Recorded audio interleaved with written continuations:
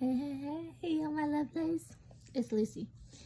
So, today I wanted to talk to y'all about not everybody has to be in your boat, or you don't have to be in everybody else's boat. You don't have to be what's happening. You don't have to do what everybody else is doing. And everybody's not going to be doing what you're doing, but you have to figure out what's best for you. But the topic is not everybody has to be in your boat. So, because people are always going different directions. Like, what if you're paddling one way and they're paddling another way?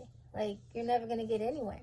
So you kind of have to put yourself around people that are going the same direction as you.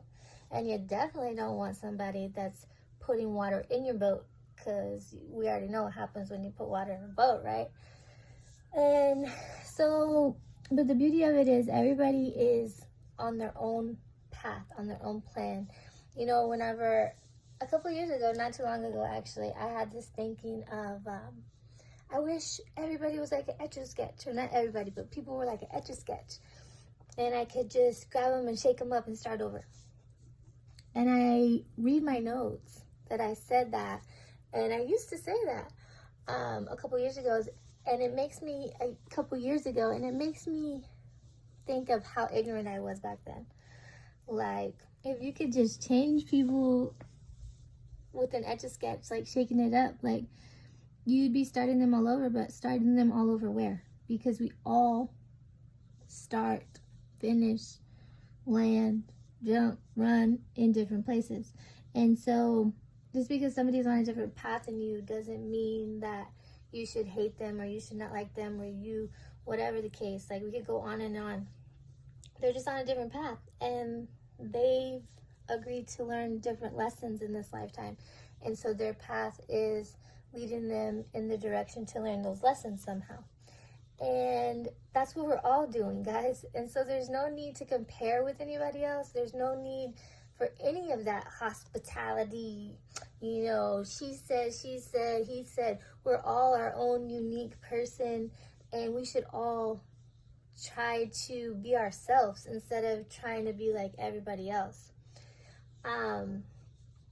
You know, hate is only the absence of love, right?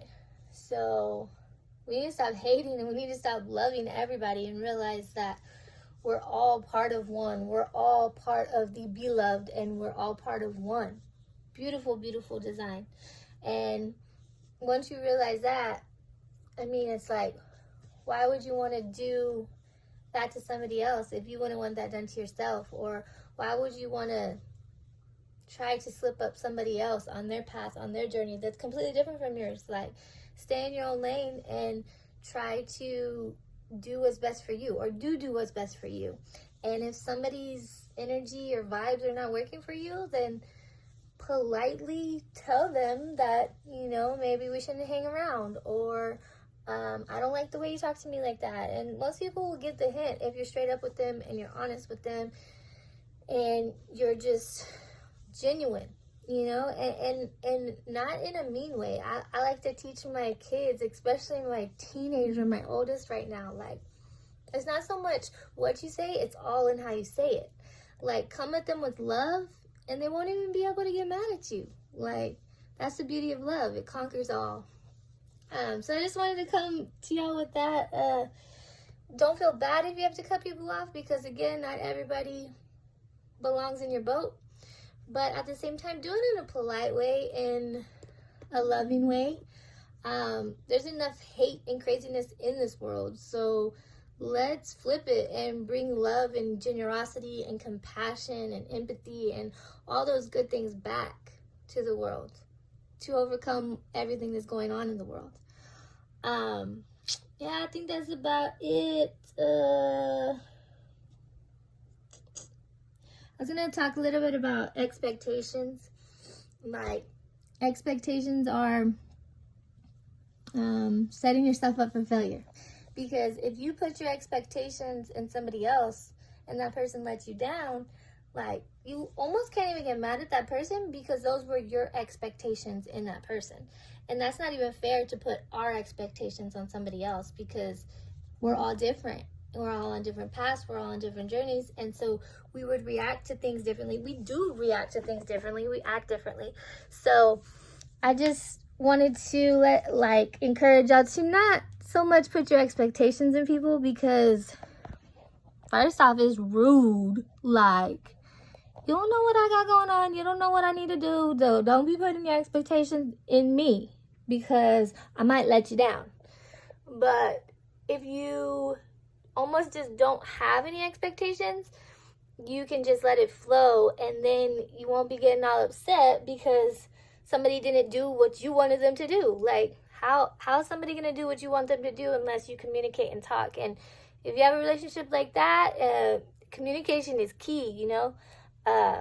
My husband still don't like to do stuff when I communicate with him and talk, but, you know, we work it out. But you have to communicate. You can't just put your expectations and then get mad at the person because they didn't do what you wanted them to do. Did you tell them? Did you ask them? Did you give them sweets to do it? You know what I mean? Like, it's so much about not so much what you say, but how you say it. Like, if you come at somebody with love and sweets and asking them to do something, they're more than likely going to do it. But if you come at someone all sideways from the get-go, like, they're already going to come at you sideways too. You get what you give. And it all comes back around.